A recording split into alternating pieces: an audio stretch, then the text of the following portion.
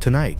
we drift back to a time before written memory, before human history truly begins, guided only by the oldest words ever pressed into clay. And as we settle into this ancient narrative, you'll notice how the temple chambers of Eridu seem to breathe with a particular humidity, that thick Mesopotamian air that clings to your skin like the weight of 4,000 years pressing down through sediment and story. And here in these reed-walled sanctuaries where priests first learned to scratch meaning onto wet tablets, we find ourselves standing at the very threshold of recorded human consciousness, watching as scribes with calloused fingers and ink-stained robes bend over their workstations, their oil lamps casting shadows that dance across cuneiform impressions still fresh and gleaming. And honestly, you probably won't survive this journey if you're expecting straightforward history, because what we're dealing with here exists in that delicious gray zone between archaeology and mythology, where respected scholars argue in footnoted journals, while fringe theorists build entire cosmologies from half-translated fragments. So before you get comfortable, take a moment to like the video and subscribe, but only if you genuinely enjoy what I do here, because I'd rather have a small audience of genuine listeners than a massive crowd of people who clicked by accident while looking for cat videos. And while you're at it, feel free to drop a comment letting me know where you're listening from and what time it is in your corner of the world, whether you're in Stockholm at midnight, or Singapore at dawn, or somewhere in the American Midwest where it's that perfect dim evening hour when the day finally releases its grip. And now, dim the lights, maybe turn on a fan for that soft background hum, and let's ease into tonight's journey together. Because we're about to explore what the Sumerians themselves claimed about the Anunnaki, those beings whose name translates roughly to those who from heaven to earth came. And yes, that translation gets debated in academic circles with the kind of intensity usually reserved for sports rivalries. But we'll get to that, and the first thing you need to understand about Sumerian civilization is that it emerged in southern Mesopotamia around 4,500 BCE,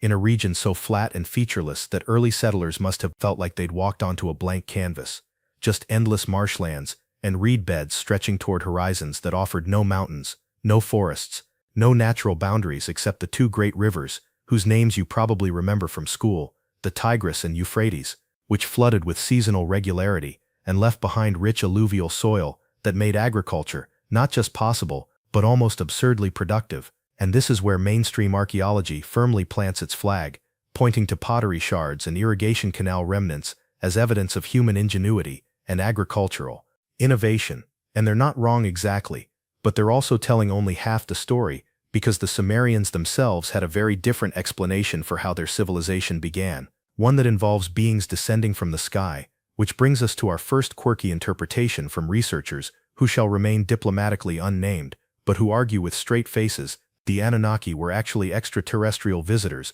who arrived in spacecraft that the ancient Sumerians could only describe using the vocabulary available to them, hence all those references to boats of heaven and flying chambers. And look, I'm not endorsing this view, but I'm also not dismissing it entirely, because stranger things have turned out to be true, like the fact that Troy was a real place, or that Viking settlements reached North America centuries before Columbus. So we maintain what I call productive skepticism, that state of mind where you can examine fringe theories without either blindly accepting them or arrogantly dismissing them. And speaking of mainstream facts, here's one that even the most conservative archaeologists acknowledge: the Sumerian king list, that fascinating document that names every ruler of ancient Sumer and provides the length of their reigns, includes a section about kings who ruled before the Great Flood. And these pre-flood kings allegedly reigned for periods spanning thousands upon thousands of years, with one king supposedly ruling for 43,200 years, which is either a copying error, a mythological embellishment, or the most extreme case of political corruption in human history, where someone just refused to leave office. And I suppose we've all met managers who felt like they'd been in charge for 43,000 years, even if it was technically only 3. But the Sumerians recorded these numbers with the same matter-of-fact precision they used for grain inventory and tax records, as if there was nothing unusual about immortal god kings. And this is where the scholarly debates get particularly interesting, because some researchers argue these long reigns are actually coded references to astronomical cycles or lunar calendars, some other measurement system we haven't fully decoded, while others suggest they represent the reigns of dynasties rather than individuals. And then you have the fringe camp insisting these numbers should be taken literally as evidence of non-human rulers with vastly extended lifespans. And honestly, the beauty of history is that we can hold all these possibilities simultaneously without having to commit to any single explanation, like Schrödinger's ancient astronaut theory. And when we examine the actual Sumerian texts, particularly the ones from the temple archives at Nippur, which served as the intellectual heart of Sumerian civilization, we find repeated references to the Anunnaki Council, a group of 50 or possibly 7 or maybe 360 beings, depending on which text you're reading and which scholar is translating it, because ancient languages have this annoying habit of being ambiguous, and the Anunnaki are described as arriving in Mesopotamia and immediately setting about the business of establishing order, dividing up territories, assigning roles and responsibilities, basically conducting the kind of organizational meeting that anyone who's worked in corporate environments will recognize, complete with what we can only assume were lengthy debates about proper procedure and territorial jurisdiction. And the chief among these beings was Anu, whose name means sky or heaven, and who apparently stayed in the celestial realm while sending his sons Enlil and Enki to actually do the groundwork, which feels very much like an executive decision to delegate the difficult tasks while maintaining veto power from a comfortable distance.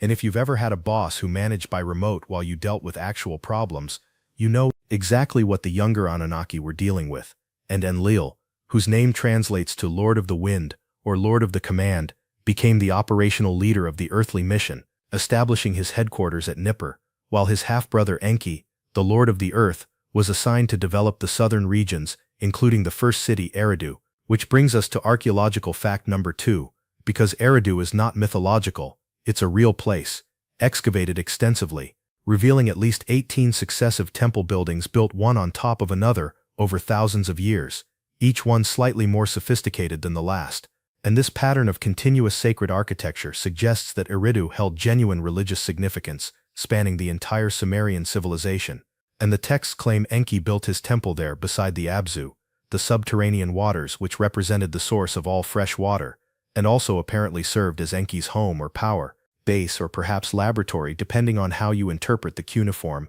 And here's where things get delightfully weird, because some of those fringe theorists I mentioned earlier interpret the Abzu not as mythological waters, but as some kind of underground facility, possibly using the water for cooling purposes the way modern data centers do. Which sounds ridiculous until you remember that the ancient descriptions include details about the Abzu having chambers and passages, and specific functional areas, almost like a complex building rather than a natural water source. And scholarly debate on this point ranges from, obviously it's pure mythology, actually the hydraulic engineering required for temple foundations might explain some of these descriptions, and nobody can quite agree, which is frankly refreshing in an age where everyone pretends to have definitive answers about everything. And as you lie there listening to this, maybe you're starting to feel that pleasant heaviness in your limbs, that gentle pull towards sleep that comes when someone's voice drones on about ancient Mesopotamian water management systems. And that's perfectly fine. That's actually the entire point, because history should be comforting, not stressful.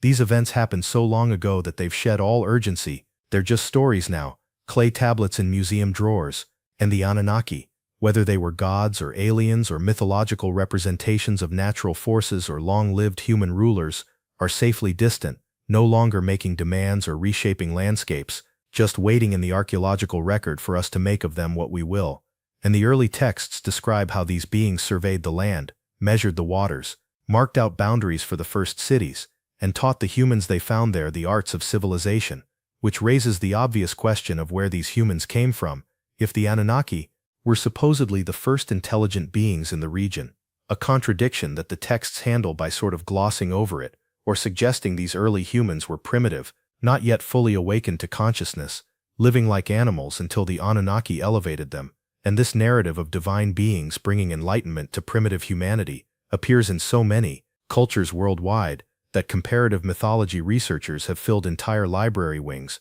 arguing about whether this represents cultural diffusion, independent invention of similar myths, or actual historical memory of real events distorted through millennia of retelling. And the fact that the Sumerians were writing this stuff down by 3200 BCE, making their version the oldest recorded variant, gives their account a certain priority, even if priority doesn't necessarily mean accuracy. And in those temple chambers where we began this section, the priests who maintained these traditions weren't just preserving mythology, they were maintaining what they believed to be literal history, the actual true account of how their civilization began, passed down from the earliest times, and they copied these texts over and over, generation after generation, because in a world without printing presses, the only way to preserve information was through obsessive manual reproduction, and we owe these anonymous scribes an enormous debt because without their dedication, we wouldn't have any window into the Sumerian worldview. We'd be archaeologists staring at ruins, trying to reconstruct belief systems from pottery patterns,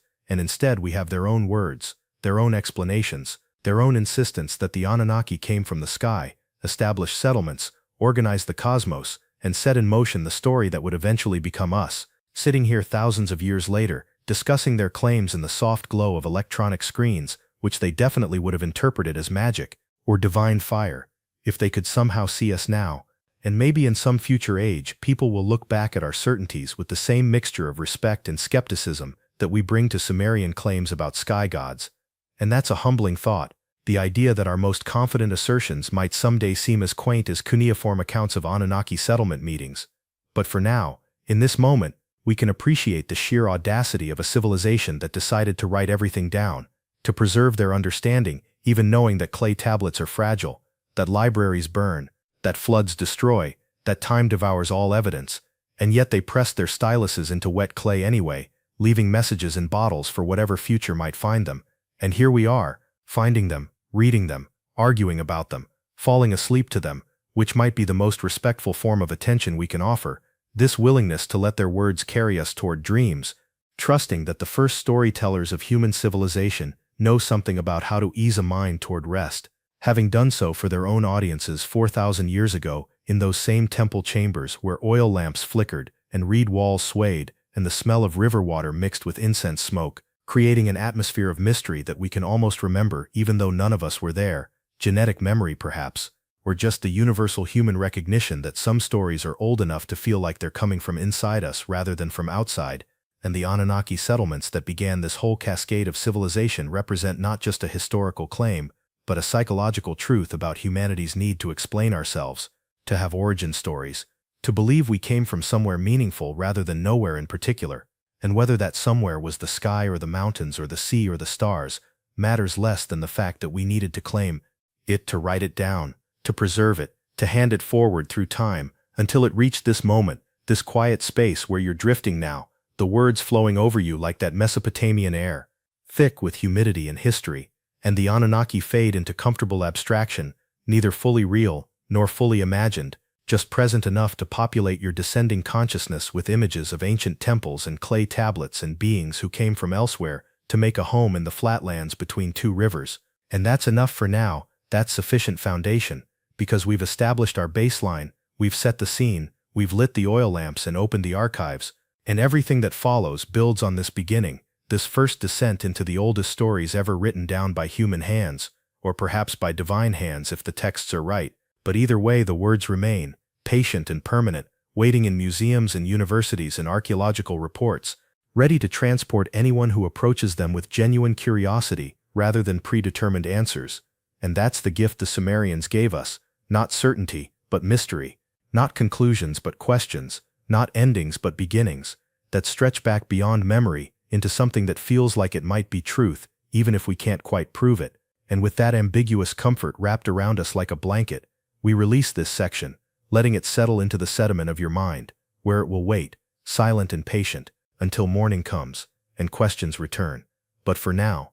we simply drift, suspended between the sky the Anunnaki came from and the earth they settled, floating in that liminal space where history becomes dream and dream becomes history, and the difference between them matters less and less with each passing breath, each gentle word, each moment of this ancient story that we're living together, you and I, and the long-dead scribes who made this conversation possible. Now we move forward in the Anunnaki timeline to examine what happened after the initial descent, after Enlil and Enki established their rival headquarters and began the actual work of building something permanent in this swampy frontier that would eventually become the cradle of civilization. And the texts tell us that the first order of business was urban planning, which must have been an interesting challenge in a region with no stone, no timber, no obvious building materials except reeds and mud. And yet somehow these early Anunnaki managed to construct what the Sumerians describe as gleaming cities with temples that touch the sky, which brings us to the ziggurat, that distinctive stepped pyramid structure that has become synonymous with Mesopotamian architecture.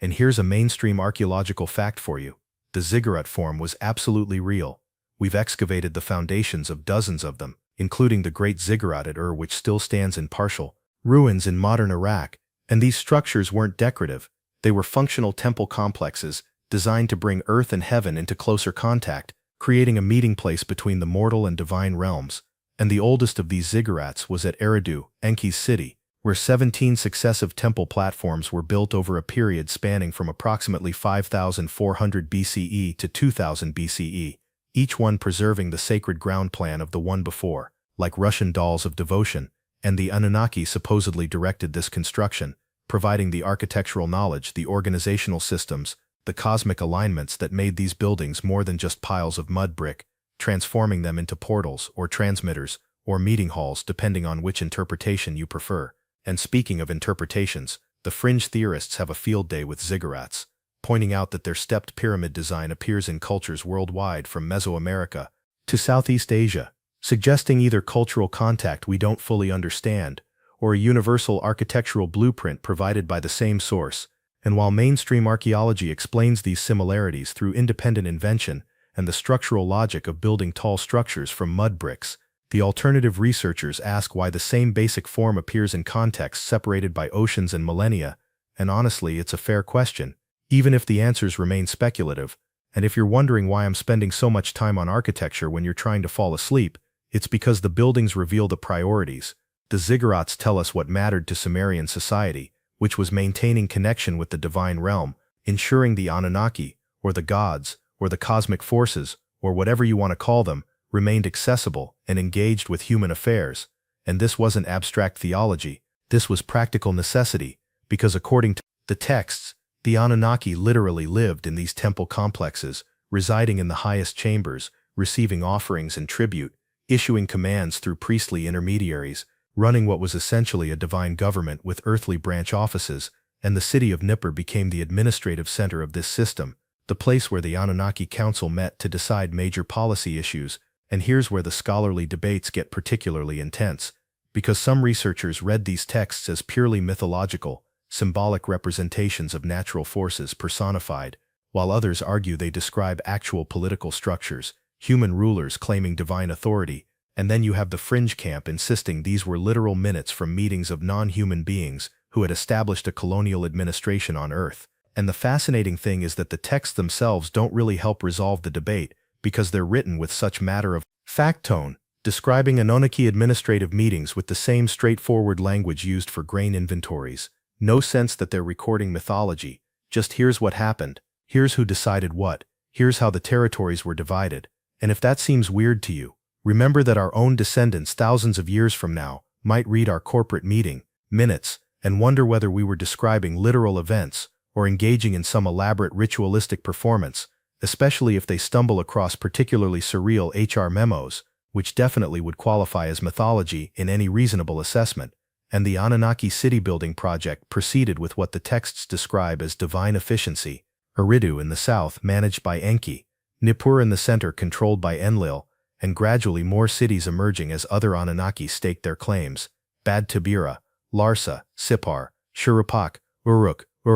Lagash, each one becoming a city-state with its own ruling deity, its own ziggurat, its own priestly bureaucracy. And if this is starting to sound like a franchise operation, well, you're not entirely wrong, because the structure replicated across multiple locations, suggesting centralized planning and standardized procedures, and by around 3000 BCE southern Mesopotamia had developed into what archaeologists call the Uruk period, named after the city that became the largest urban center, potentially housing 40,000 people within its walls, which was an absolutely staggering population for that time. And Uruk's king was named Gilgamesh, who appears in texts both as a historical ruler and as a semi-divine hero who went on a quest for immortality, and his story, which survives in the Epic of Gilgamesh, that's taught in literature classes worldwide, includes interactions with the Anunnaki, specifically with Utnapishtim, the Sumerian Noah figure who survived the Great Flood and was granted immortality by the gods. And the fact that flood narratives appear in Sumerian texts centuries before the biblical version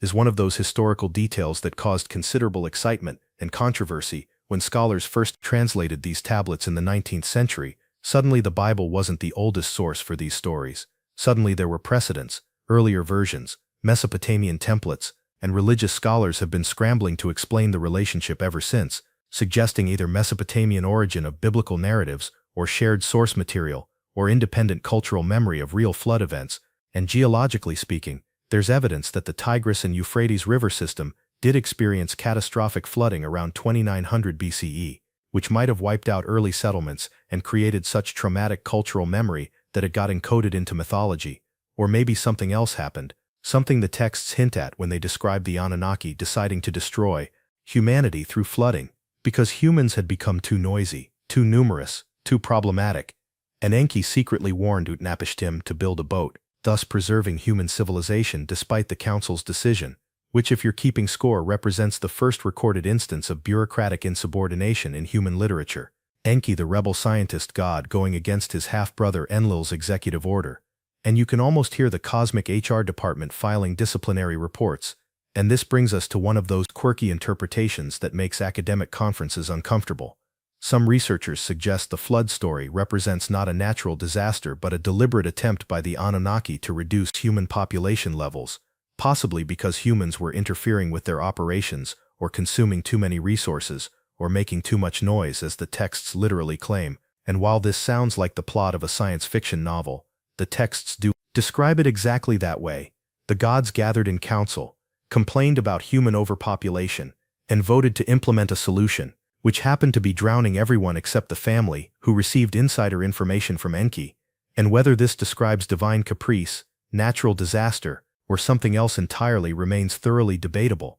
but it definitely adds a dark undertone to the narrative of benevolent gods bringing civilization to humanity, suggesting the relationship was more complicated, more conditional, more transactional than pure beneficence, and the cities that emerged after the flood supposedly rebuilt according to the same plans, the same cosmic alignments, the same architectural principles, as if the Anunnaki template remained in effect, regardless of which humans inhabited the structures. And here's another mainstream fact that nobody disputes. Sumerian cities were built on artificial tells, mounds created by successive generations building on top of earlier ruins. And when you excavate these sites, you can literally see the stratigraphy of civilization, layer upon layer of human occupation, pottery styles changing, architectural techniques evolving, but the basic city plan remaining consistent, the ziggurat always at the center, the administrative buildings clustering around it, the residential areas radiating outward, canals bringing water for irrigation and waste management,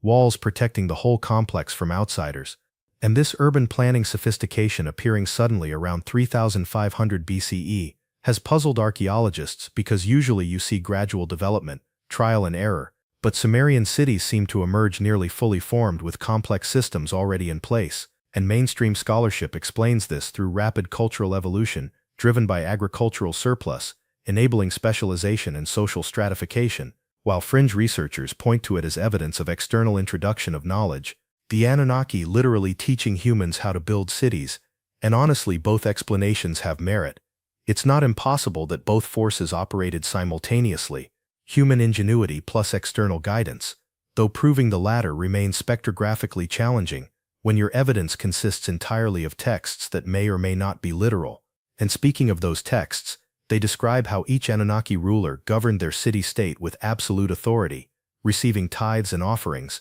adjudicating disputes, commanding construction projects, maintaining the canals without which agriculture was impossible in this region, where rainfall was minimal, and everything depended on irrigation. And the priests who served these Anunnaki deities formed a professional class that maintained knowledge systems, recording astronomical observations, tracking agricultural cycles, developing mathematics and geometry, creating the first written language precisely because temple administration required record-keeping. You can't run a complex offering system without tracking who gave what when. And so writing emerged not from literature or art, but from accounting, from the fundamentally boring necessity of inventory management, which might be the most relatable origin story in human history, civilization beginning because someone needed to track grain shipments, and those early clay tablets from around 3200 BCE are mostly economic documents, receipts for barley deliveries, lists of livestock, records of land transactions, the mundane paperwork of temple bureaucracy,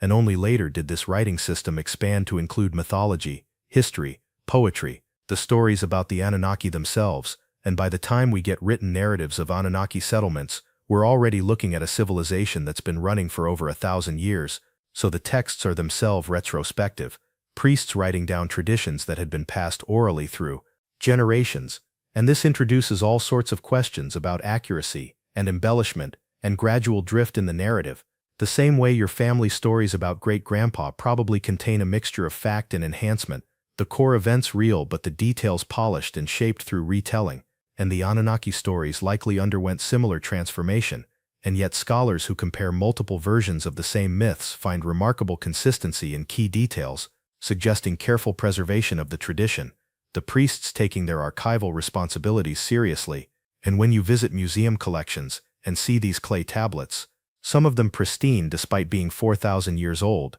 because fired clay is essentially pottery and lasts forever, you can still read the cuneiform, still follow the arguments about divine territorial disputes, still see the careful geometric shapes pressed into the surface by someone who believed they were recording literal truth, and that faith in documentation, that commitment to leaving a record, represents perhaps the Anunnaki's greatest gift to humanity, not technology or architecture or agriculture, but the idea that knowledge should be preserved, that information matters enough to write it down permanently, that future generations deserve access to what previous generations understood, and this archival impulse created the foundation for all subsequent human knowledge systems, libraries and universities and databases, all descending from those first temple archives where priests stored tablets in organized collections, categorized by subject, indexed for retrieval, managed with the same seriousness we bring to modern information science. And if you're starting to drift now, starting to feel the words blur together, that's perfect.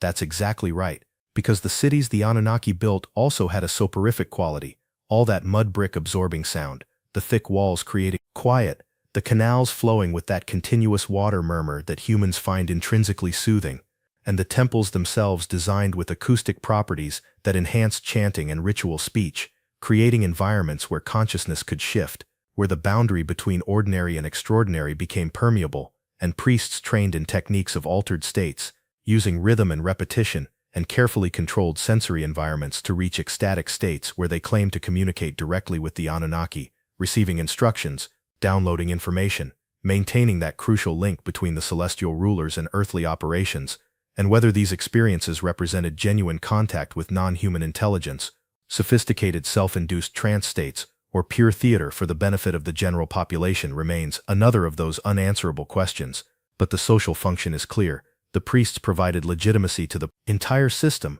They were the tech support for civilization, maintaining the divine connection that justified the power structures, the resource allocations, the labor demands, all the things that keep a complex society running, and the Anunnaki, whether literally present or merely invoked, provided the ultimate authority that no human could challenge. And this theocratic organization persisted for millennia, surviving political upheavals and invasions, and cultural changes because the fundamental structure remained useful, remained effective at organizing human effort toward collective goals, and the cities that emerged from this system, Ur and Uruk and Lagash and Nippur, became models for urban civilization everywhere, their innovations spreading through trade networks and military conquest and cultural diffusion until elements of Sumerian city planning appear in settlements throughout the ancient Near East, and you can trace the influence forward through time. Akkadian cities copying Sumerian layouts, Babylonian civilization emerging from the same template, Assyrian architecture referencing the same forms,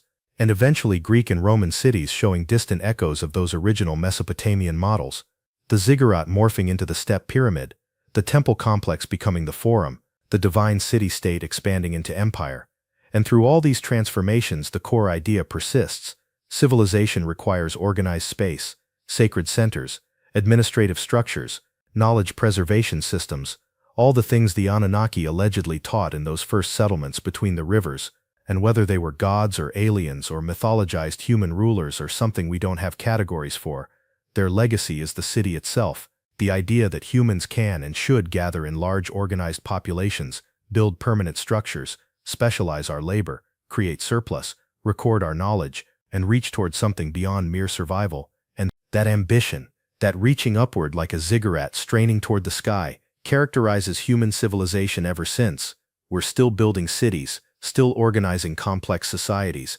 still creating hierarchies and bureaucracies and knowledge systems, still writing everything down, still trying to bring earth and heaven into closer contact, and the Anunnaki settlements that began this process 4,000 years ago in the marshlands of southern Iraq represent the template we've been elaborating ever since, adding electricity and plumbing and internet, but keeping the basic structure: gather together, build tall buildings, establish authority systems, maintain archives, and whatever you do, make sure there's a really good irrigation system, because otherwise the whole thing collapses into dust, which is literally what happened to many of these ancient cities when the canals failed and the croplands turned to salt desert.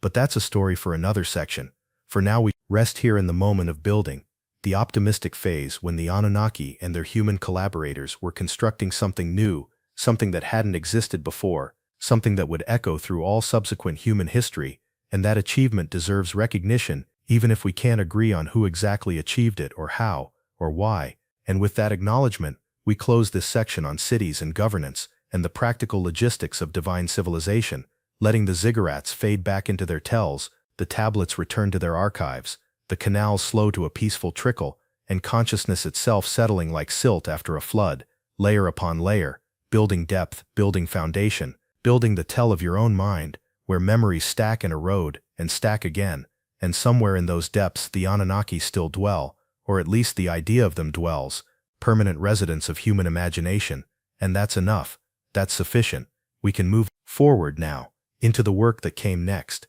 the projects that required all this infrastructure, the purposes behind the settlements. But first we pause, we breathe, we let this section integrate, become part of the stratigraphy of tonight's journey. Another layer pressed into the clay.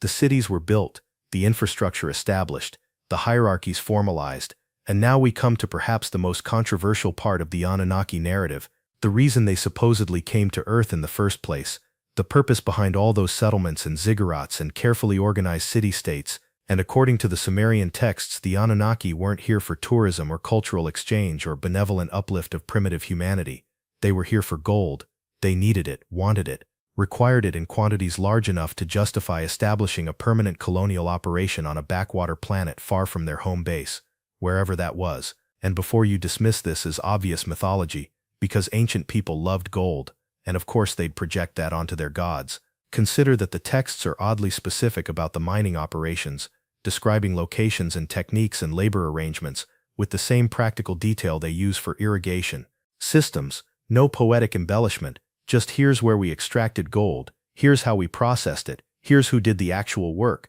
And mainstream archaeology confirms that extensive mining operations existed in ancient Mesopotamia and surrounding regions, particularly in the Zagros Mountains to the east, where copper, silver, lead, and yes, gold were extracted from the earth using techniques that were surprisingly sophisticated for the period. And while scholars attribute these operations to human initiative driven by demand for precious metals in trade and decoration, the Sumerian texts insist the Anunnaki initiated mining programs and staffed them initially with the lower-ranking Anunnaki themselves, the ones who drew the short straws in the territorial lottery, the worker gods who weren't assigned cushy city-state management positions but instead got sent to the mines. And this is where the narrative takes a fascinating turn, because the texts describe what amounts to a labor rebellion, the Ijigi, or worker Anunnaki, growing increasingly resentful of their conditions, complaining to the council, eventually refusing to work. And if you've ever been part of a union negotiation or sat through a staff meeting where workplace grievances got aired,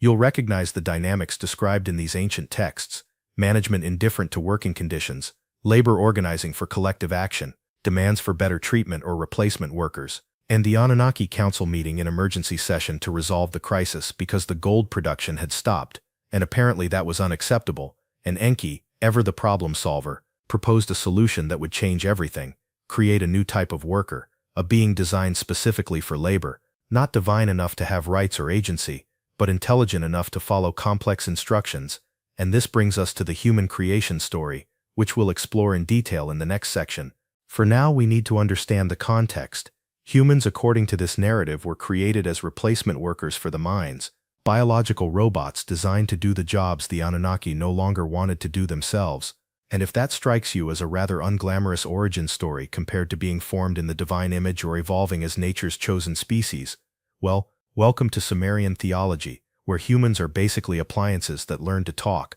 and the fringe theorists absolutely love this part of the narrative because it fits remarkably well with certain interpretations of human genetic anomalies. The fact that Homo sapiens appeared rather suddenly in the fossil record, with brain capacity far exceeding what natural selection for survival would require. And while mainstream science has perfectly good explanations for human evolution involving climate change and dietary shifts and social pressures that favored intelligence, the alternative researchers point to the Sumerian texts and say, what if they're describing genetic engineering? What if the Anunnaki literally created humans through some form of advanced biotechnology that the scribes could only describe using the vocabulary of pottery and clay, making and shaping and forming? And here's where scholarly debate becomes a polite knife fight, because suggesting the Sumerian creation myths might have literal basis rather than purely symbolic, meaning challenges fundamental assumptions about the history of science and the impossibility of advanced technology in antiquity. And yet the texts are weirdly specific about the creation process,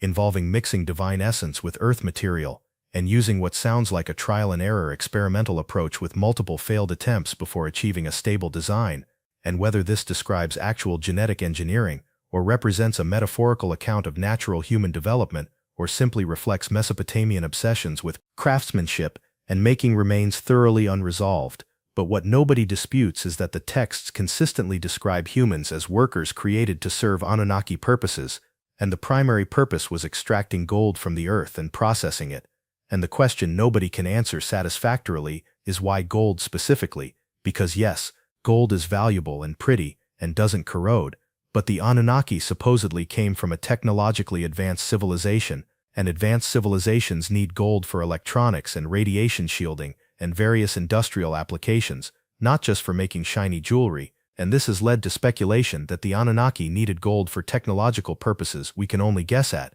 possibly atmospheric engineering, or spacecraft construction, or energy systems. And while this remains entirely speculative, it's interesting that the texts never explain why gold mattered so much. They just state repeatedly that it did, that its acquisition was the driving force behind the entire earthly operation. And once humans were created and trained, mining operations expanded dramatically, spreading from the Zagros Mountains into Africa, where some of the oldest mining sites in human history have been dated to surprisingly early periods. And here's a mainstream fact that fuels alternative theories.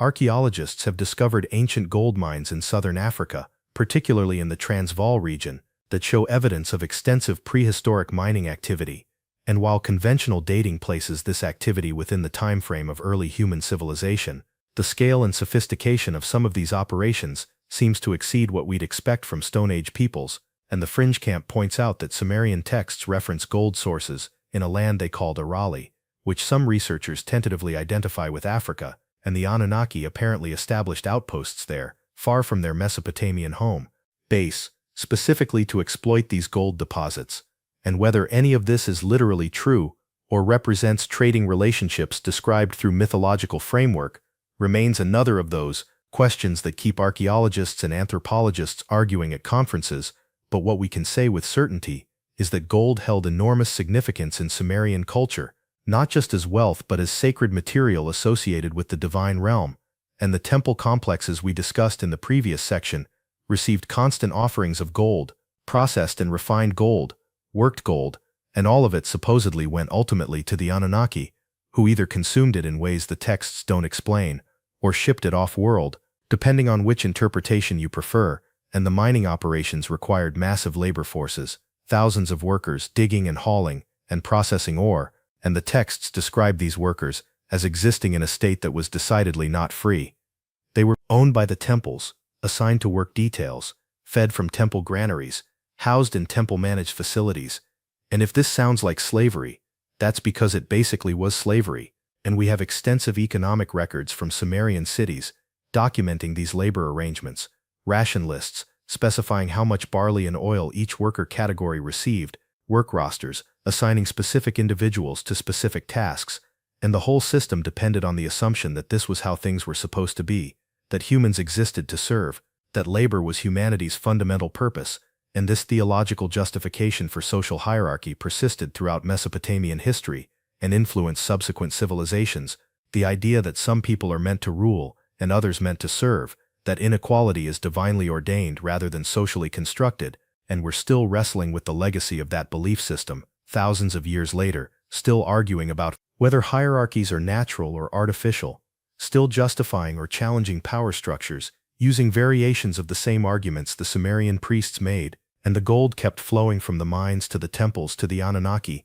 whoever and whatever they were, and the texts describe this as the natural order, the proper functioning of the cosmos, humans doing what they were made for, Anunnaki receiving what they required, everything balanced, everything in its place, except of course it wasn't balanced, because the system was built on exploitation, on the assumption that one group's desires justified another group's suffering, and the texts occasionally acknowledge this, describing human complaints and Anunnaki indifference, and there's something almost refreshingly honest about this acknowledgement, no pretense that slavery is good for the slaves, no elaborate justification, just, this is how it is, deal with it, and certain passages describe humans crying out to the gods about their harsh conditions, and sometimes the gods listening and easing requirements slightly, and sometimes the gods ignoring the complaints entirely, and this feels psychologically true, even if the literal details are mythological, because human history is largely a record of exploited people appealing to authority for relief, and sometimes receiving token gestures and sometimes receiving nothing. And the Sumerian texts don't romanticize this, they document it with the same matter-of-fact tone they use for everything else, and there's a kind of dark integrity to that, a refusal to pretend the system was anything other than what it was. And as you lie there listening to this rather grim account of ancient mining operations and theological justifications for slavery, you might be wondering why this counts as bedtime material, and the answer is that sometimes the path to sleep runs through acknowledgement rather than avoidance, through facing the darkness of human history, and human systems, and the ways we've always found to exploit each other, and recognizing that these patterns are old, older than writing, older than cities, maybe older than the species itself, and that recognition doesn't excuse anything, but it does provide context. It helps explain why the world works the way it does, why hierarchy feels natural even when it's unjust, why we keep recreating these patterns even when we claim to oppose them, because they're encoded in our oldest stories, in the myths that shaped the civilizations that shaped us, and the Anunnaki mining operations, whether literal or symbolic, represent the template for all subsequent extraction economies, the powerful taking from the earth, using the labor of the powerless, and the pattern continues. Coal mines and oil fields and rare earth metal extraction, still digging, still processing, still sending resources up the chain to benefit people who will never see the actual holes in the ground, and the workers at the bottom still receiving the minimum required to keep them working, still crying out sometimes for better conditions, still being ignored or receiving token improvements, and the system persists because it works. If working means efficiently transferring resources from extraction points to consumption centers, never mind the externalized costs, the environmental damage, the human suffering. Those don't appear on the balance sheets that matter, and this is what the Sumerian texts reveal, once you read past the surface: the origins of extraction capitalism, the beginnings of the resource curse, the first justifications for why some people matter more than others, and it's all there in clay tablets from 4,000 years ago, preserved and archived and passed down because the people who benefited from the system wanted to ensure its continuation, wanted future generations to accept these arrangements as natural law, as divine decree, as simply the way things are. And maybe the most radical thing we can do is read these texts and say, no, this isn't natural. This was designed, created, imposed by people, or gods, or ancient astronauts, or whoever. But it's not inevitable. It's not unchangeable. It's not written in the cosmic order. It's just written in clay. And clay can be reformed, reshaped, reimagined. And with that gentle rebellion against ancient authority, we release this section, letting the mines collapse, the gold vanish, the workers rest at last, the exploitation acknowledged and witnessed and finally set down. And maybe tonight, as you drift toward sleep, you'll dream of different arrangements, different purposes, different possibilities for what humans could be if we weren't defined by the labor someone else designed us for. And maybe that dream itself is a form of evolution, consciousness moving beyond its programming, refusing the role assigned by creators who may or may not have ever existed, claiming instead the right to decide for ourselves what we're for, what matters, what we'll accept. And in that claiming, we honor the workers in those ancient mines who probably never imagined anyone would remember them 4,000 years later, never knew they were making history, just making it through another day in the darkness underground, digging for gold that would go to gods they never saw. And we remember them now. We acknowledge them. We carry their story forward, even though they're dust, even though the mines have long since collapsed, even though the Anunnaki have departed or never were. The workers remain in the record, preserved like everything else in those careful temple archives, and their labor built the world we inherited, for better or worse, and that deserves recognition, deserves this moment of attention, before we move forward to the next phase of the story, the moment when everything changed, when humans became something more than intended,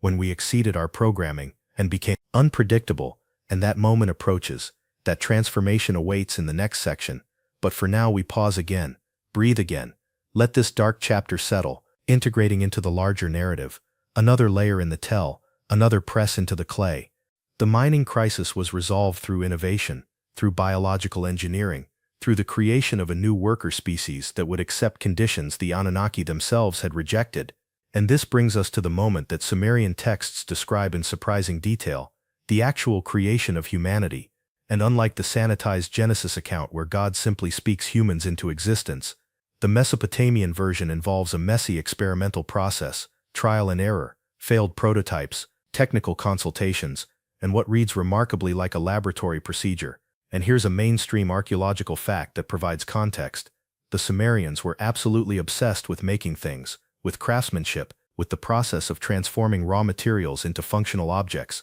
and their language reflects this obsession with dozens of words for different types of shaping and forming and constructing. And so when they describe the creation of humans, they naturally use the vocabulary of pottery and brickmaking, Enki the craftsman god, taking clay from the Abzu and mixing it with divine essence and shaping it on a forming table. But here's where it gets interesting, because the texts also describe this essence as something extracted from sacrificed gods, specifically from a god named Wiala or Ilawela, or variations of that name, depending on which tablet you're reading. And this god was killed, and his blood or essence was mixed with the clay to provide the divine spark that would animate the human form, and some scholars interpret this as purely symbolic, the divine breath entering earthly matter, spirit animating flesh, standard creation mythology, while others point out that the description sounds remarkably like genetic material being mixed with indigenous hominid stock, and if you squint at the text through a sufficiently alternative lens, it could be describing a process of taking genetic essence from one species and combining it with another to create a hybrid. And mainstream science would point out that we have perfectly good evidence for human evolution through natural selection, and no evidence whatsoever for genetic manipulation by advanced beings. And they're absolutely right about what the evidence shows. But the texts remain oddly specific about the mixing process, about proportions and timing, and the need for specific conditions. And this is where scholarly debate hits a wall, because you either read this as literal procedure or symbolic narrative, and there's no middle ground. And the fringe theorists who believe in literal Anunnaki intervention point to human genetic anomalies like the rapid expansion of brain size and the fused chromosome that distinguishes humans from other primates, suggesting these might be evidence of deliberate modification, while mainstream geneticists explain these features through natural evolutionary processes, and note that what appears rapid on geological timescales still represents hundreds of thousands of years, plenty of time for natural selection to work. And honestly, both sides have points, and the truth probably lies somewhere neither camp wants to acknowledge. But for our purposes tonight, what matters is the narrative itself, the story the Sumerians told about how humans came to be. And that story explicitly identifies humans as manufactured workers, designed for labor, created to serve Anunnaki purposes, and the texts describe how Enki directed the creation process, but that the actual forming was done by a birth goddess named Ninmah, or Ninhursag. And this introduces a maternal element to the creation story, the divine feminine shaping human bodies, and the process involved not just creating one prototype but using what the texts call birth goddesses, multiple females who would each gestate the new creatures, and this has led to interpretations ranging from obviously symbolic representation of childbirth to description of artificial wombs or surrogacy programs. And again, we're in that territory where the text supports multiple readings, and the creation wasn't instantaneous. It required time and iteration, and the texts describe early prototypes that had defects,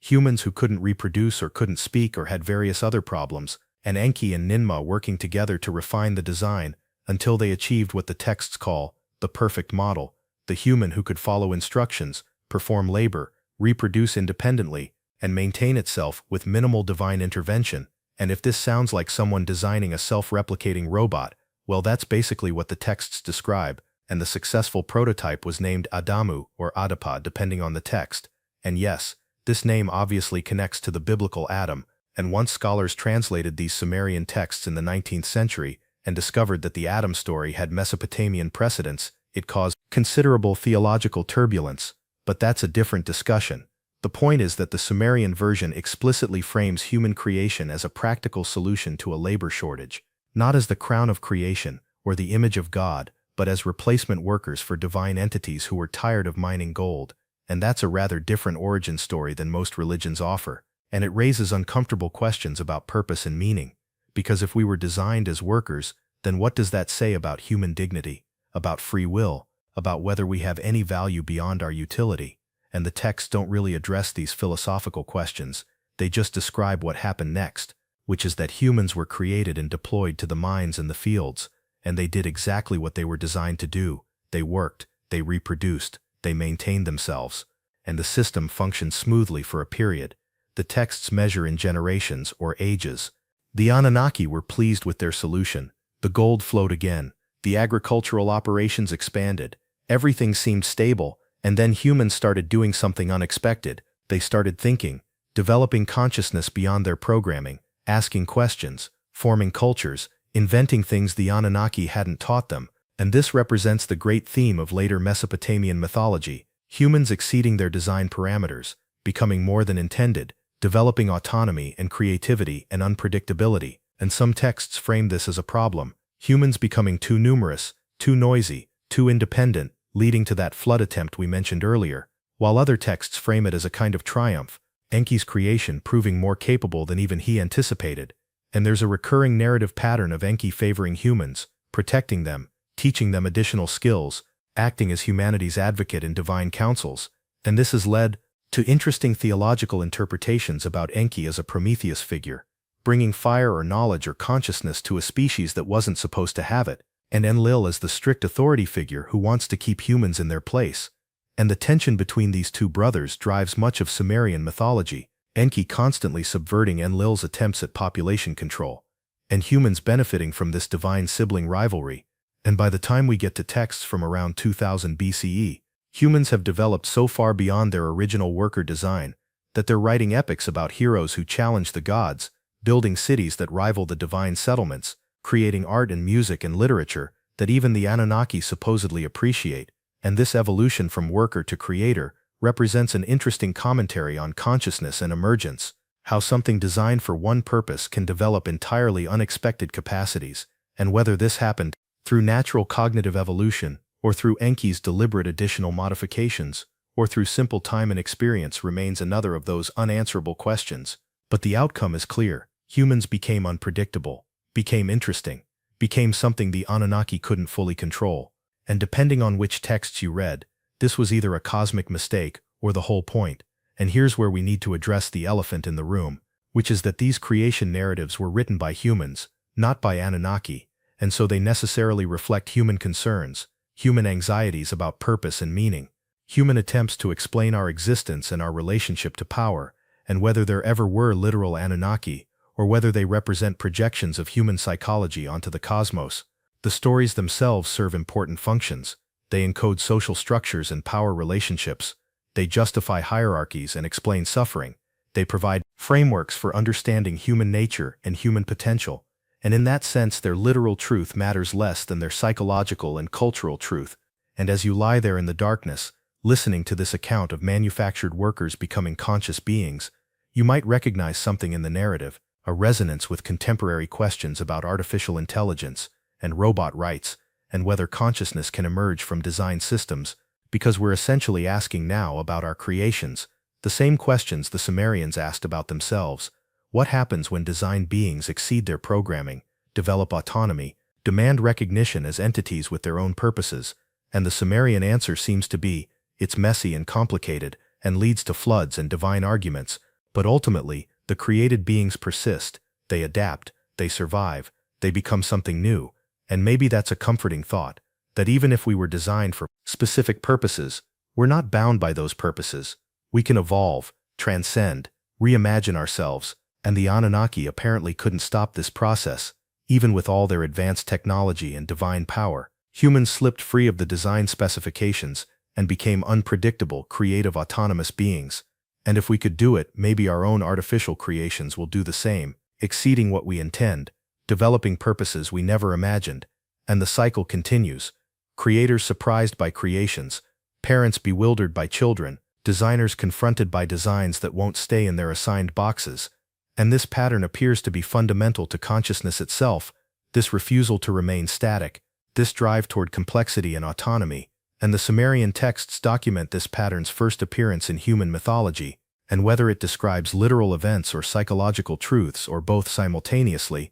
it captures something essential about what it means to be human. We were made for something, but we became something else. And that difference, that gap between design and outcome, that's where freedom lives, where meaning emerges, where we get to decide for ourselves what we're for. And the Anunnaki, watching their worker species develop art and philosophy and rebellion, must have felt something like what we feel watching our children grow beyond us. Pride mixed with anxiety, satisfaction mixed with loss of control. And the texts hint at this complexity, showing an Anunnaki who care about humans, an Anunnaki who regret creating them, an Anunnaki who simply observe with detached curiosity. And through all these divine reactions, humans continue doing human things, working and loving and dying and creating, generation after generation, building on what previous generations left behind. And the gold mines that started all this gradually become less important, and the humans who were supposed to be temporary solutions to labor shortages become permanent presences, and the cities that were supposed to be Anunnaki settlements become human civilizations, and the whole project transforms into something nobody planned. And maybe that's the real message of these creation texts. Nothing stays as designed, everything evolves, purposes shift, and creatures that begin as tools can become artists, and workers can become poets, and slaves can dream of freedom, and beings made from clay and blood can write epic stories that survive 4,000 years and carry their dreams forward to us, and we receive those dreams and add our own and pass them forward again. And the chain continues, consciousness propagating itself through time and story. And the Anunnaki, whether they existed or not, gave us that gift, the story of creation that includes the possibility of transformation, the narrative that says, yes, you were made for something, but you're not limited to that. You can exceed your programming, transcend your origins, become more than intended. And with that permission, we close this section on creation and evolution, and the messy process of consciousness emerging from designed systems, and we prepare for the final section, where we'll reflect on what all these ancient stories mean, how they echo forward into our present, why they matter to anyone trying to fall asleep on a Wednesday night, 4 millennia after the last Sumerian city crumbled into dust. And in that reflection we'll find, perhaps, some resolution, some sense of completion, but not yet. First we pause again, breathe again, let this section of creation and transformation settle into place, another layer pressed into the clay of tonight's narrative, and consciousness itself soft and pliable, ready to be shaped by dreams. So here we are at the end of our journey through Sumerian texts and Anunnaki settlements, having traced the arc from first descent through city building and mining operations, to the creation of humanity and everything that followed. And if you're still awake at this point, you deserve some kind of award, because we've covered approximately 4,000 years of mythology and history and questionable interpretation, and the remarkable thing is that these stories still matter, they still resonate, they still shape how we think about ourselves and our purpose and our relationship to power, even though most people have never heard of the Anunnaki and couldn't locate ancient Sumer on a map if you offered them significant financial compensation. And yet the patterns these stories established run through all of Western civilization, like water channels cut into bedrock, invisible but persistent, shaping everything that flows afterward. And whether the Anunnaki were literal beings or mythological constructs or something in between, their legacy is the narrative template that says advanced beings from elsewhere brought civilization to humanity, taught us what we needed to know, gave us the tools to build cities and write stories and organize ourselves into complex societies. And this template appears in various forms across cultures worldwide: the gods who descended from the sky, the ancestors who came from across the sea, the wise teachers who appeared mysteriously and shared knowledge before departing. And either this represents genuine historical memory of actual contact events, or it represents a universal human psychological need to attribute our achievements to external sources, to imagine that our greatest accomplishments required help from above. And scholars in mythology and psychology have written extensively about this tendency, This resistance to believing we developed civilization entirely on our own through slow accumulation of trial and error, and maybe both explanations have merit. Maybe we did receive help, and we also need to believe we received help, and the truth contains both elements. But what matters for our purposes tonight, as you drift in that space between waking and sleeping, is that these ancient Sumerian texts about Anunnaki settlements represent humanity's oldest attempt to answer the fundamental questions. Where did we come from? Why are we here? What is our purpose? And the answers they provide, whether literally true or psychologically true or some combination, suggest that we were made for work but became capable of wonder. We were designed for service but developed the capacity for rebellion. We started as tools but evolved into artists, and that transformation from object to subject, from thing to being, from worker to creator, represents maybe the central theme of human existence, and the texts document this transformation with surprising honesty. No pretending humans were always special, or always beloved by the gods, just you were made for mining, and you became something more, and that additional something, that excess beyond design specifications, that's where humanity actually lives, in the gap between what we were made for and what we made of ourselves. And as the Sumerian cities eventually crumbled, and the Anunnaki withdrew, or departed, or simply faded into mythology, humans continued the work of civilization, writing new texts, building new cities, creating new myths that would in turn shape future generations, and the cycle continues, each age thinking itself unprecedented while repeating patterns established millennia ago, and we're doing it still, building cities and creating hierarchies and extracting resources and writing everything down, just with different technology, different scale, different justifications, but the same basic template the Anunnaki allegedly established. And maybe recognizing these patterns doesn't free us from them, but it does provide perspective, allows us to see our moment as one point in a very long arc, and that perspective can be comforting. The knowledge that humans have been wrestling with these same questions about purpose and meaning and power for as long as we've been able to write questions down,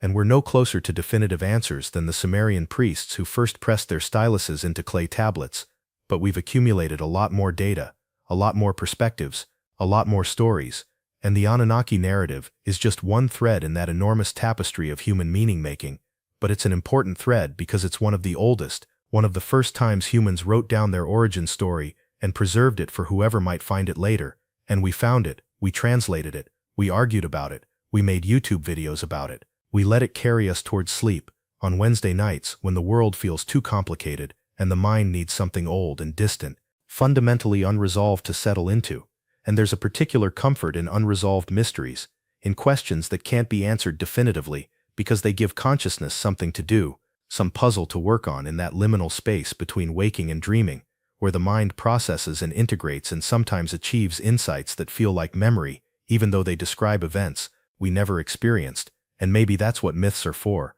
providing those strange memories, filling in the gaps in our actual knowledge with stories that feel true even if they're not factual. And the Anunnaki stories feel true in some deep way. They resonate with something in human psychology, this sense that we're simultaneously powerful and powerless, creators and created, autonomous beings who also serve purposes we didn't choose, and that paradox is the human condition distilled to its essence, and the Sumerians understood that, encoded it in their stories, passed it forward through time, and it reached us tonight, ancient wisdom, or ancient confusion, or some mixture of both, and either way it's done its job, carrying you through these 5 sections, building a narrative structure that your mind could follow, while gradually releasing its grip on wakefulness. And now we've reached the end, the conclusion, the place where I remind you one more time to subscribe if you enjoyed this journey through Sumerian mythology and Anunnaki settlements, and thank you for trusting me with your pre-sleep consciousness, for allowing these words and these ancient stories to be the last things you process before surrendering to dreams, and may those dreams be peaceful, populated by ziggurat cities and flowing canals and beings from elsewhere who mean you no harm, and may you wake tomorrow feeling rested and restored, carrying forward perhaps a fragment of Sumerian wisdom, the knowledge that we're all made from clay and divine spark, earth and heaven mixed together, designed for one thing, but capable of everything. And that capability, that potential to exceed our programming, that's the real gift, whether it came from Anunnaki or evolution, or our own persistent striving towards something more than survival, something like meaning, something like beauty, something like the stories we tell each other across thousands of years. And with that thought, we release this final section, letting it settle into place, completing the structure we've built tonight. 5 sections, like 5 layers of a ziggurat, each supporting the next, rising toward some point of contact between human consciousness and whatever lies beyond it. And you don't need to climb there tonight. You can rest here at the base, in the comfortable darkness, surrounded by stories that are old enough to trust, worn smooth by 4,000 years of retelling, and the Anunnaki withdraw one more time, retreating into mythology or memory or the stars, leaving behind only these pressed clay tablets and the civilizations they inspired. And that's enough. That's more than enough. It's everything, actually. The whole arc of human becoming preserved in fragments and reconstructed by scholars, and narrated by voices in the darkness. And now you sleep, finally and fully, released from questions, released from purposes, released into that original state before cities and mining and creation debates, just consciousness resting, and the Sumerian priests who started all this would approve. They understood the value of rest. They built chambers in their temples specifically for sacred sleep, where priests could dream of Anunnaki instructions, and you continue that tradition tonight, sleeping in your own chamber, dreaming your own dreams, and somewhere in those dreams, maybe the Anunnaki still dwell, still build their cities, still mine their gold, still create their workers, eternal in the realm of story, and that's where we leave them, and that's where we leave you. Drifting now, peaceful now, carried by words older than history, guided by stories that survived the death of cities and the collapse of civilizations, and those stories will still be here tomorrow if you want to return to them. But for now they release you, the Anunnaki bless you with their absence, and sleep claims what wakefulness surrendered, and consciousness rests, and the long night stretches out before you, full of possibility and peace. And somewhere in Mesopotamia 4,000 years ago, a priest finished copying a tablet and set it aside to dry, and the words he pressed into clay have reached you here across all that distance, all that time, and they've done their work. They've carried you to this moment of release, and now finally, completely, absolutely, you rest.